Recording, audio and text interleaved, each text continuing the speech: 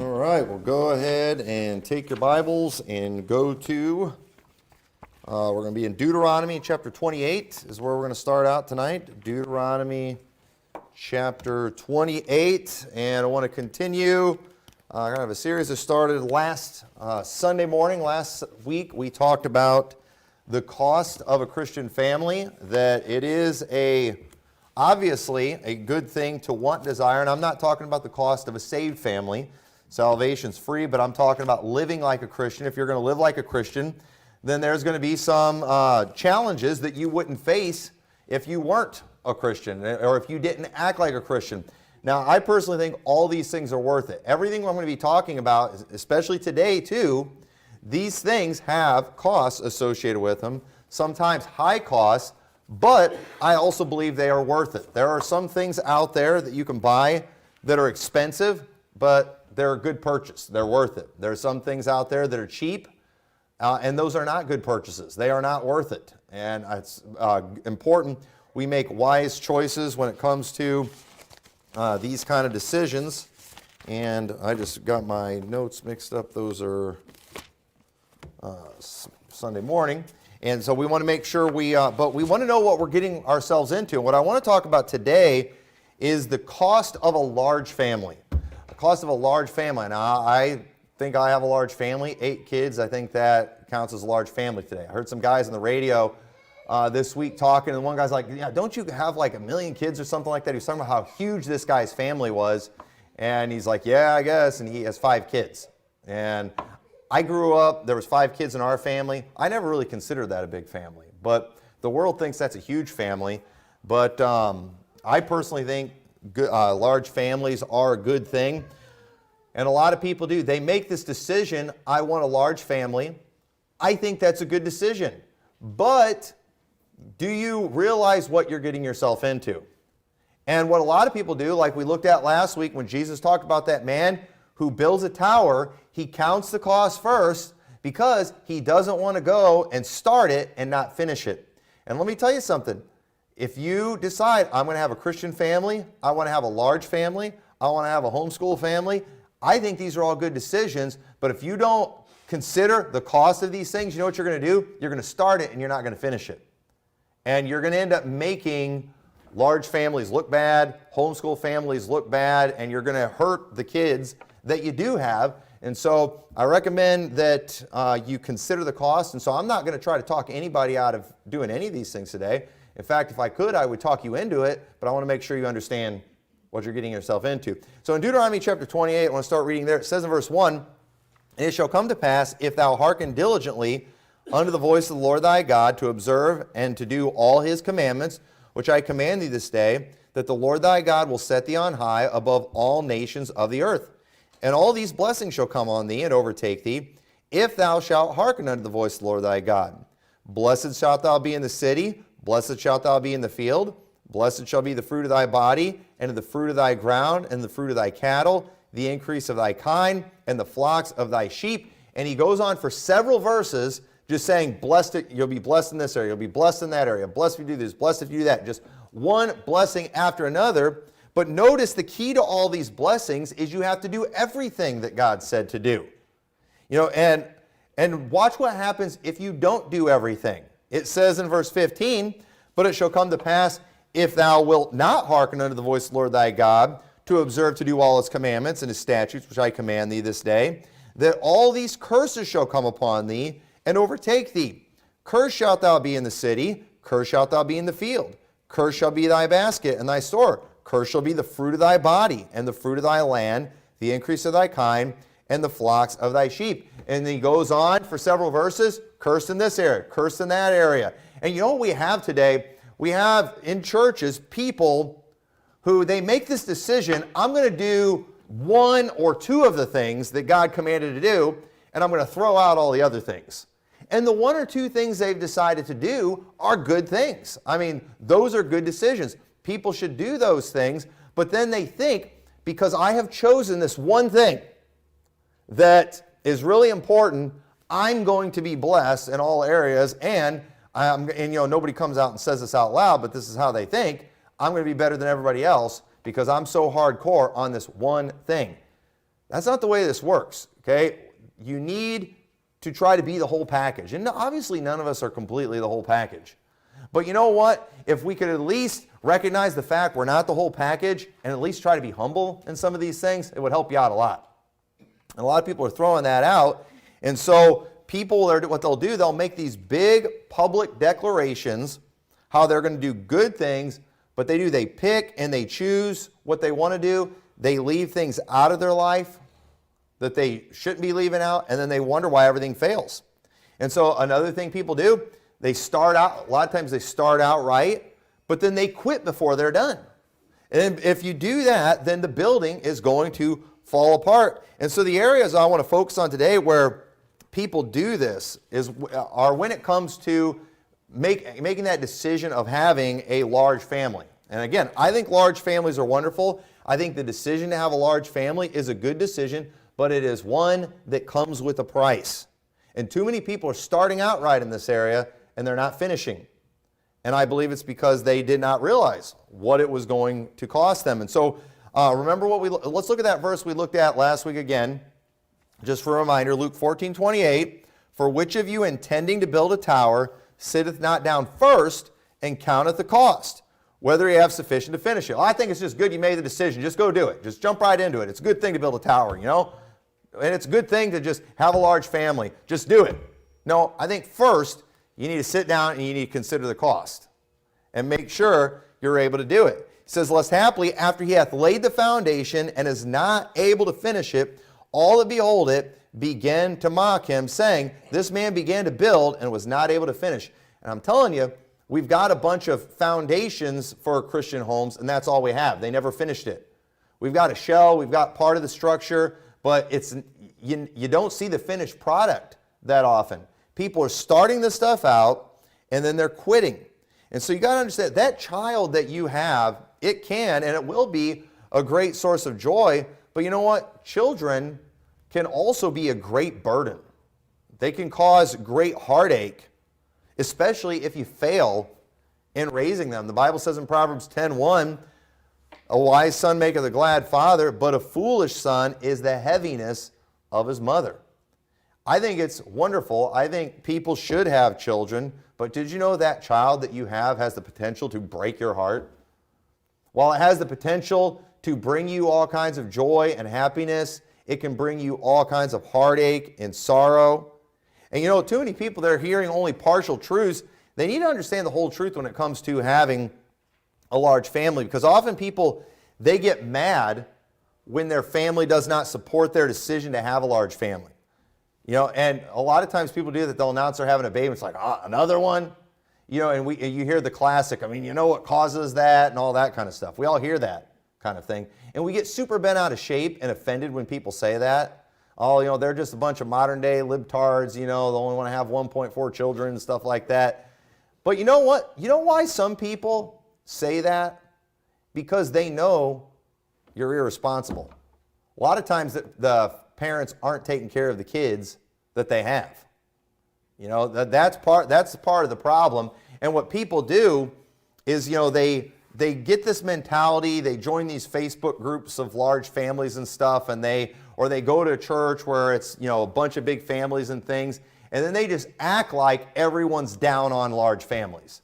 No, I don't think that it's that everyone's down on large families. I think everybody's just down on welfare cases. You know, they're down on people who don't take care of their children. And since you have been failing miserably with your children, and then they see you having more, they're scratching their head about it. And just understand, you bringing a bunch of children into the world is not necessarily this great work. Not if you're not taking care of them, not if you're not training them, not if you're just leaving them to the system. You're not doing a good thing. If that's the case, there's some gangbangers out there that are, you know, great Christians. They're getting bringing all kinds of kids into the world. Not with the same woman a lot of times. But you got to understand, you know, part of bringing children into the world is taking care of them too, raising them right. And a lot of people are not doing that. You know why a lot of grandparents get mad when they find out their children are having, or when they find out they're having more grandkids? Because they're already taking care of those grandkids. They're supporting them. financially.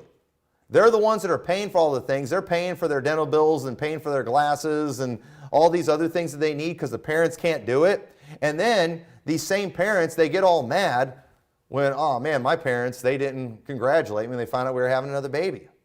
You know why? Because you just put a greater financial burden on them. That's not how this stuff's supposed to work. Okay? Oh, I watched a sermon against birth control, and so you know what? We threw it all out and are having all these kids now. Okay, but now you need to watch a sermon about providing for your own house. That's what you need to do. You need to be the entire package, not just the single issue Christian. These people are absolutely ridiculous. And so if it's your character and reputation to start things without finishing them, don't be surprised when you decide you're going to build a tower and everyone discourages you from trying. And that's why a lot of people are discouraging others from having kids, is because they don't think you're going to take care of them. You have a reputation of being irresponsible. And so obviously some people get offended just because they're liberals. But chances are, if your family's got a problem with you having a large family, I'll bet it's not because they're liberal. I'll bet it's because they have a problem with you and your character. And so nobody wants to admit that, though. You know, everybody's got to be a victim. That's how we are in 2022. So let's talk about the cost of a large family. And when I talk about a large family, I'm talking about an IFB type family. I'm talking about that homeschool family. You know, you got a lot of young people, they get married and they get all excited, man, we're going to have 24 kids. We're going to homeschool all of them. You know, we're going to be all natural. I mean, we're going to be, you know, all the things that homeschool people get into. You know, and we're going to take them soul winning every day. All right. You know, we're going to do all those things. All right. So, hey, man, that's a wonderful decision. But there's a cost to it. Okay? And so let's just talk about some of these things. I don't think people take these things into consideration, especially men. Okay? We got a lot of young punks out there that they hear messages on these things. They never hear the ones for men, they hear all the ones for women. You know, they hear all those messages loud and clear, and they make big, bold decisions about how they're going to, you know, treat their wives, but then they ignore all the ones about men. And I think that's, you know, those guys are another issue itself. But here's something you need to think about, right? For every child you have, okay, and this is mainly for the wife, but that's 9 months of pregnancy. And possibly after that, another year of nursing. Okay, so, I mean, think about that. Okay, my wife has had 8 children, and there's been a couple miscarriages in there too. So, you know, 8 times 9, that's 72. That's 6 years of being pregnant. 6 years. That's a big deal. That's like 8 years of nursing on top of that.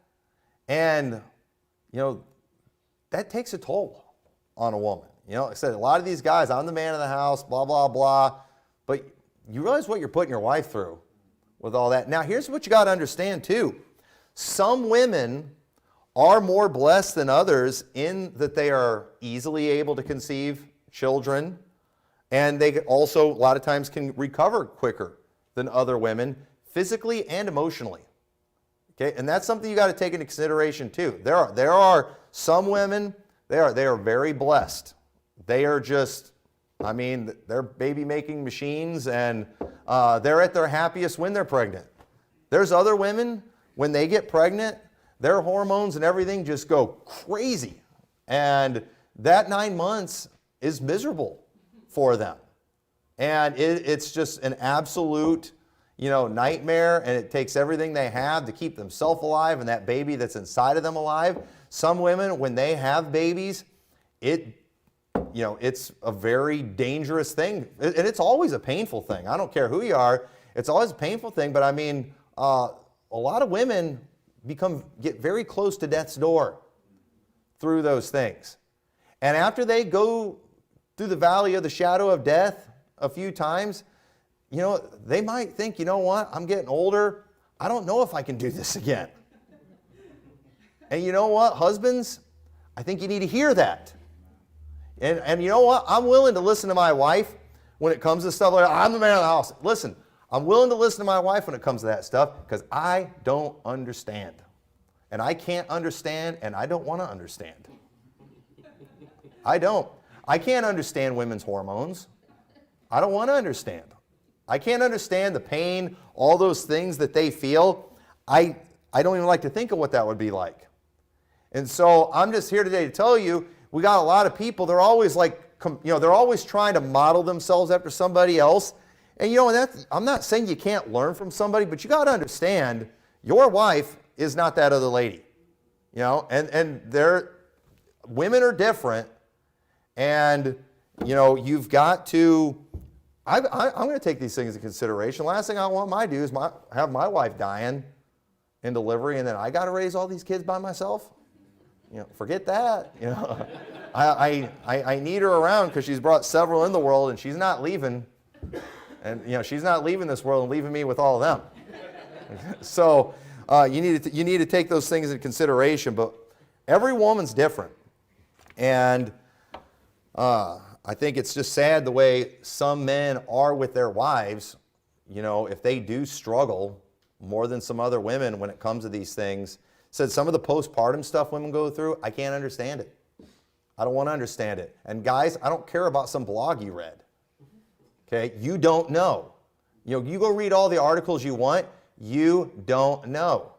Yell as loud as you want about it, thump your chest all you want about it. All I have to say, I feel sorry for your wife, and don't ever let any of your boys come ask to date my daughters. Because if they're probably going to be like you, and I definitely would not want someone like that married to my daughters. And so, just keep those things in mind, and scream all you want about that, all right? I like for the knuckleheads to run their mouths. I like for these guys who they just take these big, bold, strong stands. Scream your heads off so I know who you are and can keep my girls away from you and your offspring. Just do that all you want. I have no respect for men like that. And so you got to hear me. Women need to heal and they need to recover. And guys, we have. Do not let a man, okay, and ladies too, don't let a man, especially one that's not your husband, tell you how many kids you should have. Don't do that. Or don't let a man tell you how much time you should have between your pregnancies. Okay, stop letting them butcher the scriptures about Onan to help you out in this area. Okay, don't let them destroy yourself. Listen to your body. You're allowed to do these things, and you ignoring your body because that pastor's screaming a verse about Onan in Genesis, it would be like a farmer, okay? Because obviously, the Bible does say be fruitful and multiply, doesn't it? Be fruitful and multiply. Okay, if you have children, you did that. It doesn't say how many. It doesn't say in there how much time between pregnancies. Did you know you can figure that stuff out for yourself?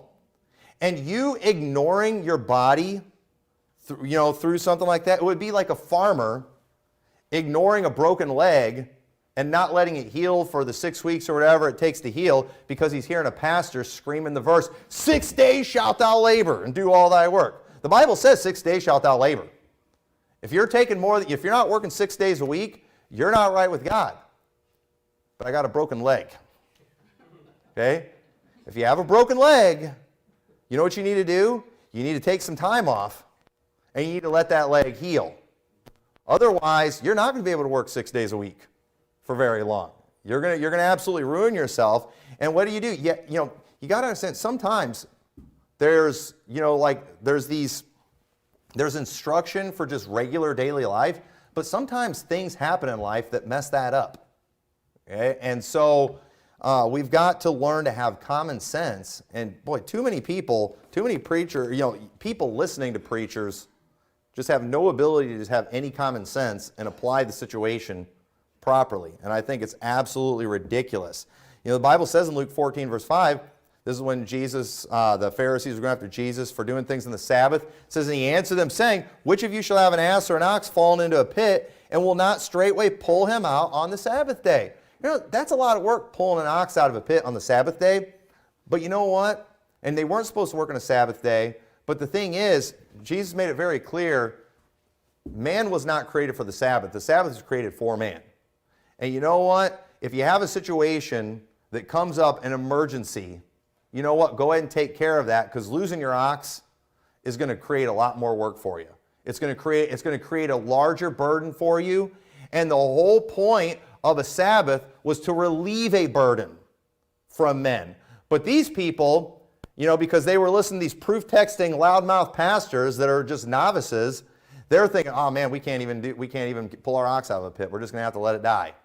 And then they literally turned the Sabbath into a burden. And let me tell you something, having children, it's a blessing, but you got loudmouth, proof texting novice pastors turning it into a burden and turning it into a major nightmare for a lot of women. You know what? You're allowed to figure these things out. You're allowed to pay attention to your body and do what you need to do so you can have a long, healthy life and healthy pregnancies and all that kind of stuff. So take these things into consideration. So we have laws, daily principles we should follow, but there can be circumstances where life does not allow these things to happen and you're not in sin when it does. It said you should go to church. That's in the Bible, isn't it? But if you're dying and in the hospital, I think you're in the clear. I don't think you're violating, Hebrews 10:25 if you do that. You should go soul winning on Saturdays or Sundays, whenever we're having it. But if there's a blizzard, I think you can choose not to. And I don't think you're a bad Christian. And ladies, again, if you're struggling physically, don't allow some nut job preacher, don't allow some nut job, judgmental lady in the church, stand over you screaming, be fruitful and multiply. If somebody ever does that to you, if somebody ever comes up to you ladies, throwing be fruitful and multiply in your face, just tell them, I will. But can I wait till next year? Can I have a little break? I'm healing. And listen, the human race is still going to exist if you take a year off. The human race is going to go on. You got to understand that command to be fruitful and multiply, that was a command of mankind. And you know what? We've got billions of people in this world. I think this is one thing we've actually done pretty good at as a people. Okay, and I got it. We got Planned Parenthood doing everything they can to try to stop that. But overall, we're doing pretty good on this. And so, just never allow a novice ignoramus to give you a timeline too. And I've heard people try to do this. They'll try to give you a timeline on your space between pregnancies based on the ceremonial cleansings of the Old Testament. Okay? Please, you don't have to listen to that. Okay? You do not have to listen to that kind of stuff. This was talking about ceremonial cleansing, and I'm not going to go into all the passages on that, but people will literally try to create a rule for you, and I just think that is absolutely insane.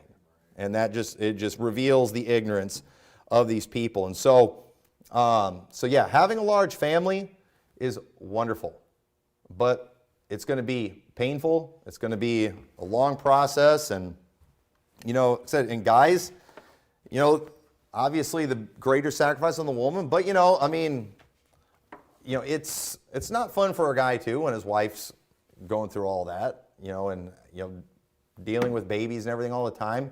You might not during all that time, and I got to be careful speaking here, but get everything that you want, when you feel like getting it, because women feel all kinds of ways during that time, and you need to be understanding in that area. And I don't want to say too much on that, but I think y'all know what I'm talking about. But here's another thing too you need to consider, okay, homeschooling too, because people they'll hear a sermon about large families. All right, we're going to have a large family. No planning. They'll hear a sermon about homeschooling. Another good decision. But there's a cost to homeschooling. Now think about this, because a lot of people start this and they don't want to finish it. But think about it. For every child you have, that's 13 years of homeschooling. 13 years. And you need to actually buy a curriculum. It costs money. Okay? Don't just plop them in front of the computer. Don't have them just watch a documentary on, the History Channel or something like that. No, you need to actually buy a curriculum. You need to figure out what the cost of that is and then multiply it by whatever number of kids you want to have. It's expensive. This means 5 days of homeschooling a week for at least 9 months out of the year. So, I'll do it less. No, you need to do the whole thing. You need to be responsible. Your kids' education is important. It's going to affect the rest of their lives. And you know what? Stop bringing all these kids in the world, saying you're going to homeschool them, and then don't do it. Get it done. You know what? We're very blessed in Illinois where the government doesn't mess with us with the homeschoolers very much. But you know what? There's always these bad examples out there, these parents who claim they're homeschooling and they're not. And you know what? You make homeschoolers look bad, and you're going to give the state an excuse to stick their nose where it doesn't belong. And the state doesn't have any business getting involved with this. But you know what? You don't have any business as a parent. You have no right to just go bringing all these kids in the world and just letting them remain completely ignorant. You should not do that. You need to try to do these things, and you try to do it right. And so here's a couple things you got to understand about this homeschooling thing too. So it's probably going to be at least 5 years after the birth of your first child before you even start homeschooling. And if you're going to have a large family, you're probably going to have maybe 3 or 4 kids before you even start homeschooling, before you find out what it's like. Okay? Some of you, all your kids aren't even there yet, and you're like, yeah, we're going to homeschool. Wonderful decision. I agree with your decision. I hope you follow through with that decision, but you don't know what it's like yet. Well, my kids are going to be smart. We all think that, We all think that. Sometimes the smartness can, they're good at figuring out how to get out of work. Yeah, and it is. It's a challenge. And so you got to understand, when some of you figure out what you're in for with the homeschooling, you're going to have 3 or 4 kids coming. And remember, 13 years apiece for them. It's going to take 13 years. It's going to take at least 18 years, at least, probably more, to parent them, while they're in your house. And if you have kids over a span of 10 to 15 years, we're talking about 30 years of raising children. Some of you getting started, you're in your early 20s. Think about it. You're going to be doing this, what you're doing with your kids, for more than, double your life and then some that you've lived so far. That's how long you're going to be doing this. Okay? Now listen, I hope we don't flood the pharmacy, with everybody buying birth control pills after this message. That's not the point. That is not the point of this message. But these are just things you need to take into consideration. These are things you need to mentally prepare yourself for, because it's just reality. And it's like people all of a sudden, they go and they have all these kids, and then 7, 8 years into it, they start getting hit with the reality of stuff, and they're overwhelmed. They don't know what to do. Well, I'm not trying to be mean, but you should have seen this coming. It would be like me, building a tower and hiring all these workers to come out and to do all the labor, and then I get upset when payday comes, and oh wait, you guys expected me to pay you for this? Yeah, that's typically what you do for the laborers. You pay them. Well, I don't have any money. Well, guess what? We did the work. You owe us. Now I'm in big trouble. I wasn't prepared for this. I spent all that money partying. I went and I bought a boat. I did something for myself. And that's what a lot of people are doing. They're bringing all these kids in the world. They're starting all these things, but then it's like payday comes, reality sets in, and they're just not prepared, and then they act like they're a victim. It's like, no, you should have seen this coming. And so, so here's the other thing you got to think of too. If you're going to have all these kids, if you're going to homeschool all these kids, and you think you're going to do all this while keeping up with the Smiths and the Joneses who have 3 kids in the public school, I would say 2, but 3 is kind of the new 2 now. Their kids are all in the public school. They're not paying for any curriculum. They can sit around at home all day. That guy's wife, she can spend all her afternoons in the gym and stuff. She doesn't have any kids to take care of. And she can even get a job too. They're going to be able to buy more stuff. They're going to be able to drive nicer cars. And a lot of people too, they think, I'm going to have a large family. I'm going to homeschool my kids, and I'm going to keep up, with all my family members. I'm going to have just as nice of a house, just as nice of stuff, who are not doing these things.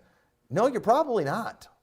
You're probably not going to be able to keep up with them. You're probably not going to be able to, do a lot of the nice vacations and things that they do. Now, again, I think it's worth it.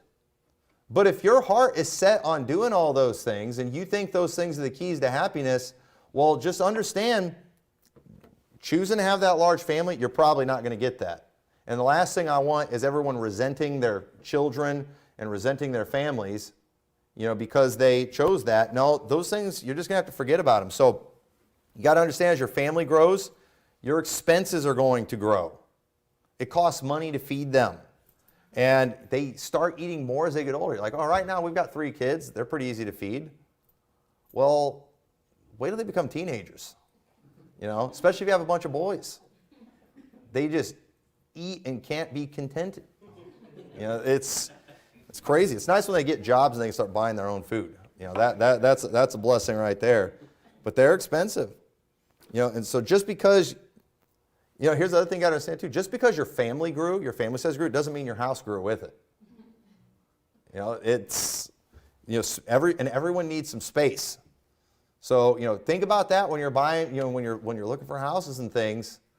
Remember, there's going to be a lot of people living in here. Are you ready for that? So you can't expect to have healthy kids if you cram 14 of them in an apartment, where they can't even play outside. Take those things into consideration. I don't, because nobody wants to raise a bunch of fat video gamer type kids. But you do. What do you expect them to do all day? If you're like living in an apartment in the city, you know what? That's why we bought a house in the country.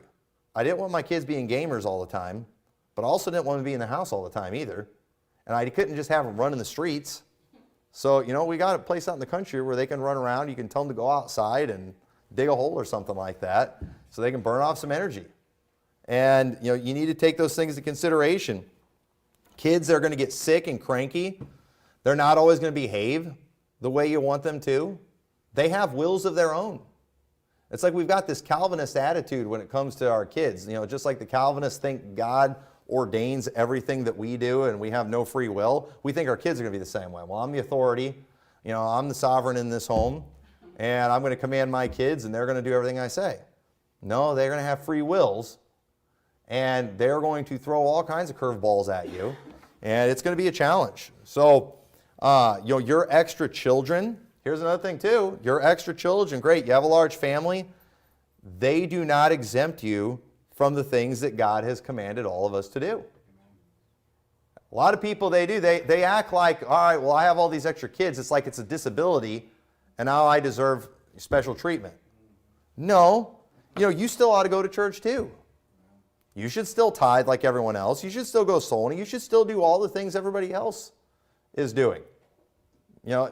I don't see exemptions in the Bible just because you have a large family. You still have to pay your bills too. The electric company doesn't care how many kids you have.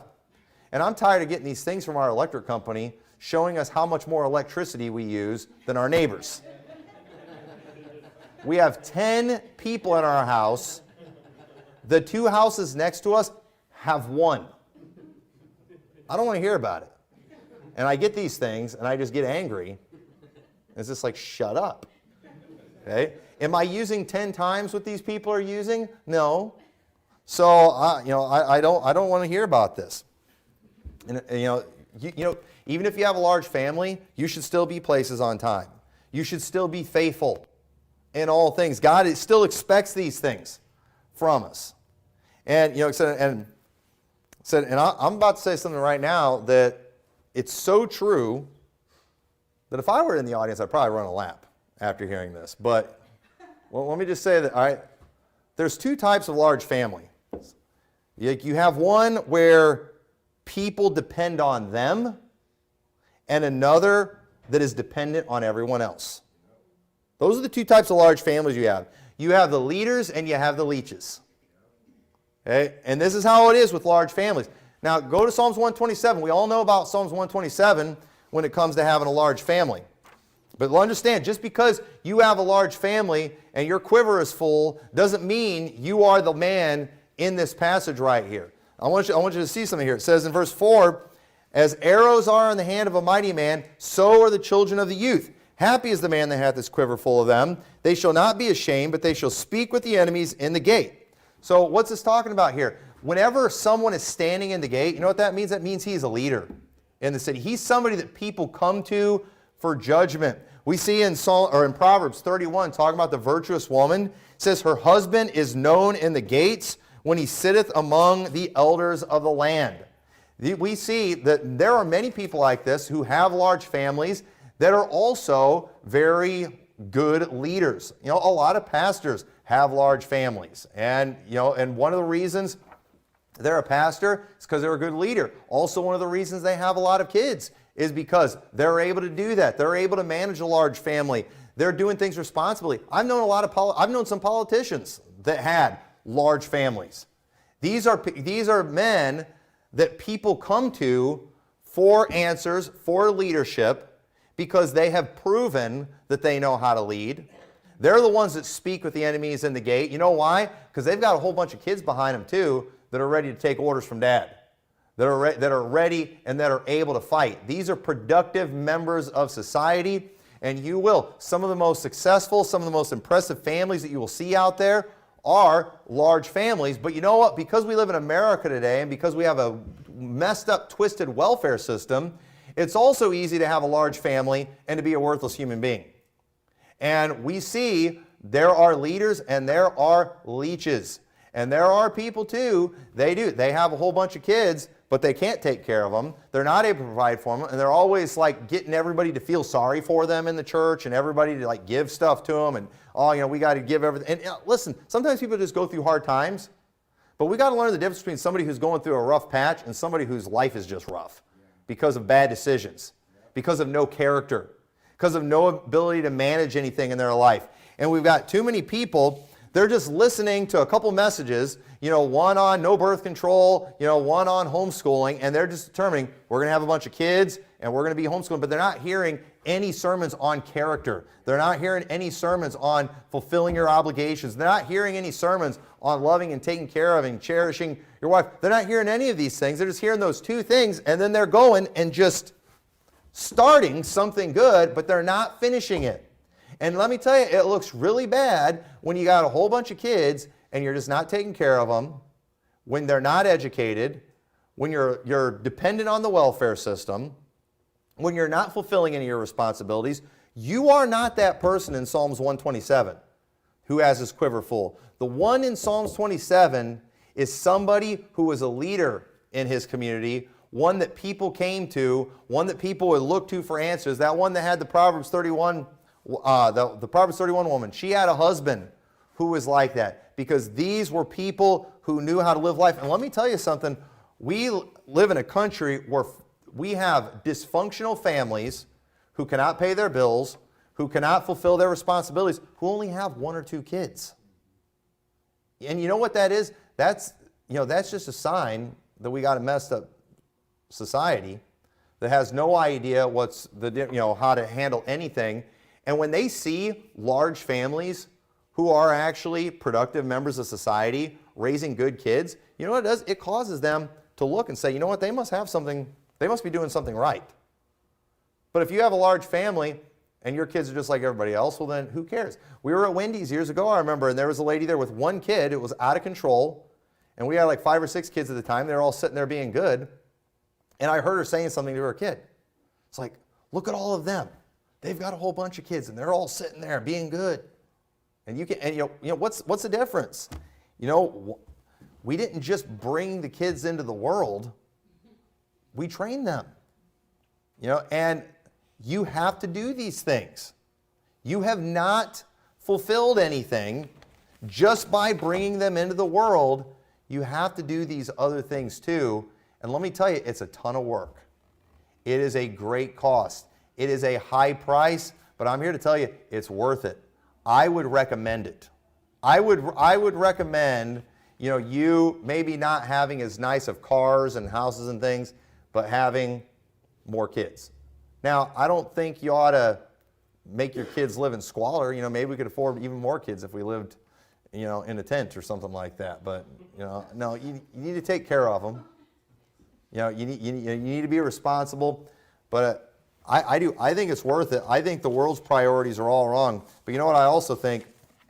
I also think a lot of people are trying something that they just weren't prepared for. And so I'm just telling you all these things just because it's reality. And one of these days you're going to get slapped in the face with reality. And I don't want anybody feeling like they're a victim, like I had no idea what I was getting myself into. No, this is what you're getting yourself into. And it's worth it, but it's a lot of work. It's not easy street. It'd be a whole lot easier to just do what the world's doing, just take a whole bunch of pills and stop all the kids from coming, send them to the public school, and then you can go get your nicer houses and cars and all that kind of stuff. But I've seen what the world's turning out with kids, and I think what we promote here is better. But you got to do the whole package, folks. You can't just pick those two things and think you're going to be all good. So with that, let's pray. Dear Lord, I pray this message was helpful for everybody. Lord, I pray it didn't discourage anyone, but I pray, Lord, that it will cause people to just think and reflect a little bit, and you'll help people to prepare themselves, help them to realize that what they are trying to do, it is worth it. It is a good thing, but help us to be obedient across the board, not just pick one or two places that we can declare ourselves righteous in and then condemn everybody else. And when we're wrong in so many other areas, I pray it'll just help us to be good examples of Christian families and large families and homeschool families, and help us to set our kids up for success in their lives. In your name we pray. Amen.